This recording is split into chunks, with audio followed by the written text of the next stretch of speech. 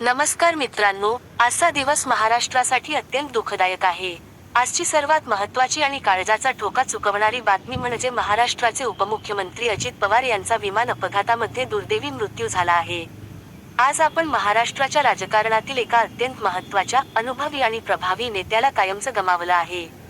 अचानक घडलेल्या या भीषण विमान अपघातात राज्याच्या सेवेसाठी आयुष्य वाहून घेतलेल्या या नेत्याचे दुर्दैवी निधन झाले आहे. ही घटना केवळ एका व्यक्तीच्या निधनाची नाही, तर महाराष्ट्राच्या सार्वजनिक जीवनात निर्माण झालेली मोठी पोकळी आहे. आज संपूर्ण राज्यात शोक व्यक्त केला जात आहे. अजित पवार अनेक वर्षे महाराष्ट्राच्या राजकारणात सक्रिय होते. प्रशासन, विकास, अर्थकारण आणि जनतेच्या प्रश्नांवर त्यांची मजबूत पकड होती. निर्णयक्षम नेतृत्व, स्पष्ट भूमिका आणि विकास कामासाठी ओळख असलेला हा नेता सामान्य माणसाच्या मनात वेगळे स्थान निर्माण करून होता. शेतकरी असो, कामगार असो, कर्मचारी असो किंवा युवक, प्रत्येक घटकासाठी त्यांनी आपल्या कार्यकाळात काही ना काही योगदान दिले. त्यांच्या निर्णयांवर चर्चा झाली, टीका झाली, पण त्यांची कार्यक्षमता कोणीही नाकारू शकले नाही.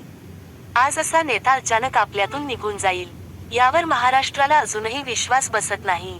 विमान अपघातासारख्या दुर्दैवी घटनेत त्यांचा अंत होणे, ही बाब प्रत्येक व्यक्तीच्या मनाला सुन्न करणारी आहे. या अपघातात त्यांच्यासोबत प्रवास करणाऱ्या इतर व्यक्तींचेही निधन झाले आहेत. त्या सर्व दिवंगत आत्म्यांना आज आपण श्रद्धांजली अर्पण करूया.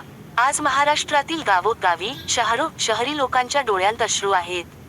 राजकीय मतभेद बाजूला ठेवून प्रत्येक व्यक्तीच्या मनात एकच भावना आहे की महाराष्ट्राने आज अमूल्य रत्न गमावलं आहे.